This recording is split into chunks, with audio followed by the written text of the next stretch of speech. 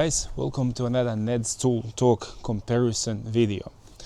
Today we got a heavy hitter versus a lightweight boxer. Okay, we got a Milwaukee M18 sawzall versus Ryobi. Oh, my goodness, I'm too used to Ryobi versus Ozito 18-volt reciprocating saw. They're both reciprocating saws. Milwaukee just brands them as a sawzall. Okay, so what are the main differences in these two things? Well, the main differences is that you can pretty much buy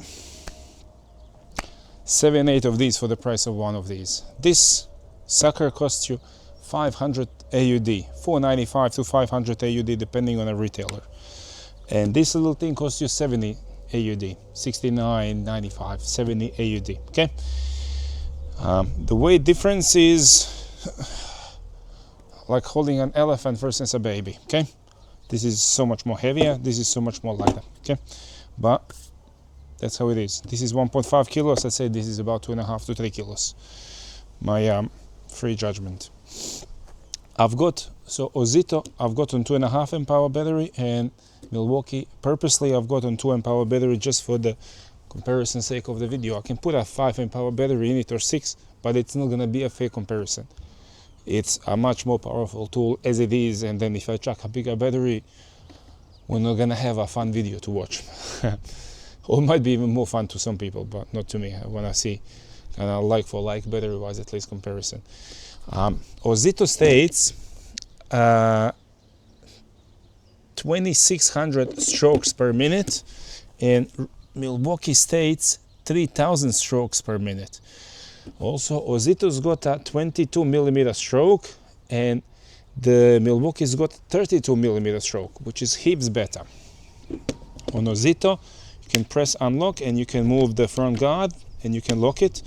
You can move it into different spots, and on Milwaukee, you can press it here and also move it to different positions. I just don't know how to. It must be stupid. There you go.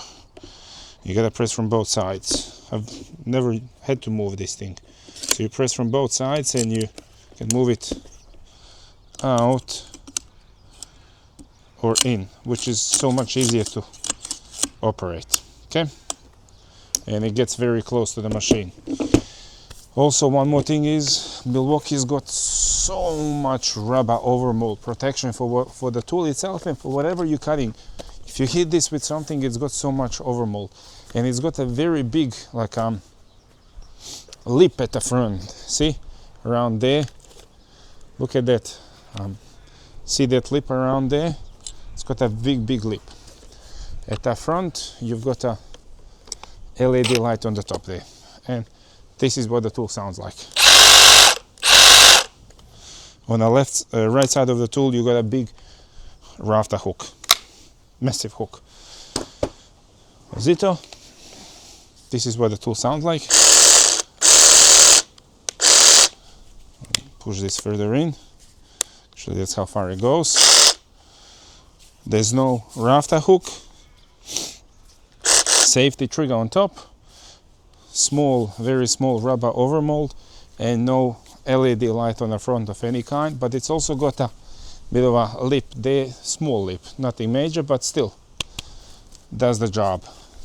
It's gonna hold your fingers from sliding over and getting yourself cut.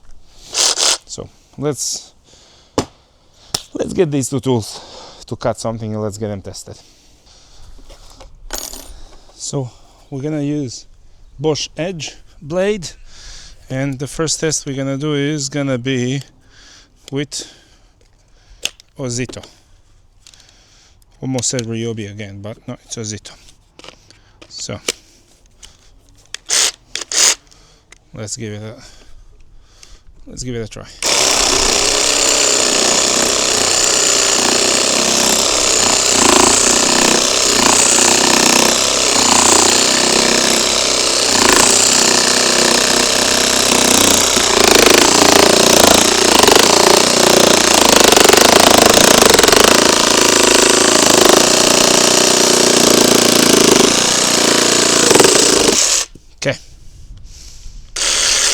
So that was Ozito's cut.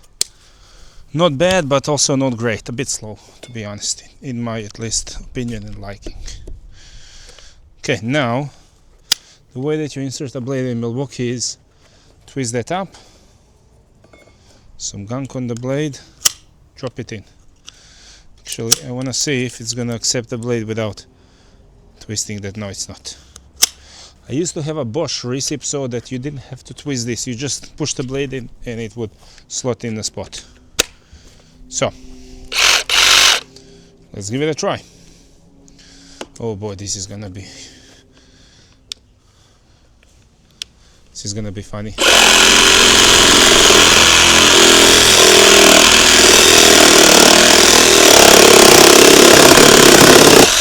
This is not even, so this is not even in the same range of a tool, the speed difference.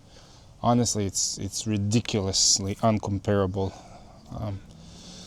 This comparison is more for the laughs than anything else. Let's give it one more try with the Milwaukee.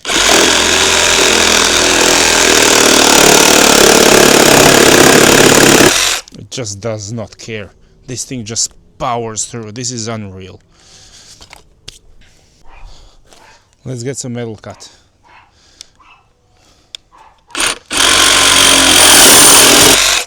Wow. Wow. Let's give Ozito a try with this. It was funny, powerful, the Milwaukee.